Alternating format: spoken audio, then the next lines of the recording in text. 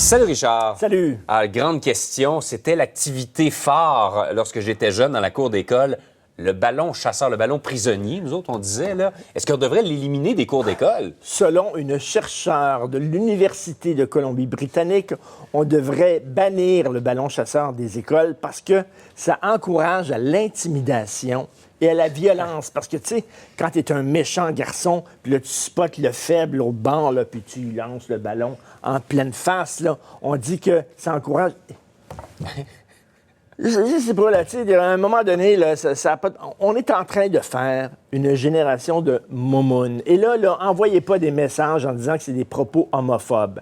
C'est pas vrai, ça n'a rien à voir avec les gays, parce que je connais des gays qui sont pas momounes, et je connais des hétéros qui sont momounes. OK, là, on est en train de faire... Et là, juste comme aujourd'hui, on célèbre les 75 ans du débarquement, et j'étais tellement ému par l'entrevue que tu as faite tantôt, que tu as faite avec M. Gauthier. Il était extraordinaire. Qui avait 19 ans, qui est allé au débarquement. S'il y avait une guerre aujourd'hui, là, on perdrait en 10 minutes. 10 minutes! Ça prendrait 10 minutes, là, puis on se rendrait, là, on mettrait le drapeau blanc tout de suite. Là. Je veux dire, c'est incroyable. Là. On ne peut pas jouer au ballon chasseur parce que ça encourage l'intimidation, ça encourage la violence, l'exploitation, la dominance et l'impérialisme culturel. Ouf! Ça fait-tu ça, toi, que tu encourageais l'impérialisme culturel quand tu jouais J'ai jamais au eu ballon conscience de chasseur? ça, non. Oui, parce que c'est comme les méchants Américains qui battent les pauvres Vietnamiens. Tu sais, je sais... Ouais. Attends une minute, là. C'est comme... Ça, c'est dans une université, là. Qu'est-ce qui fume là-dedans, là? Je veux dire, quand j'étais jeune, j'en ai déjà parlé ici et je vais le répéter. J'étais mauvais en sport, OK? Puis là, j'étais tout le temps le dernier à être choisi quand ils faisaient les équipes. Puis là, c'est le capitaine de l'équipe qui était pogné avec Martineau.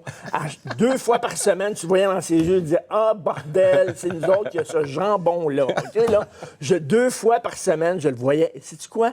Ça fait que j'ai développé une carapace. J'ai une couenne dure. Maintenant, là, on peut dire n'importe quoi sur moi. Ça me passe 25 000 pieds par-dessus la tête parce que, justement, je me suis renforcé. Mais là, c'est comme, oh non, pauvre vous, on va bannir le ballon chassant parce que c'est trop violent.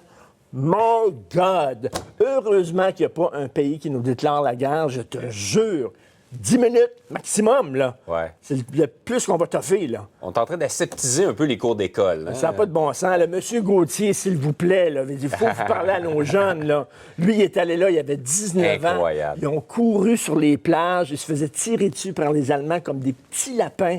Il n'y avait aucun abri, aucune façon de se protéger.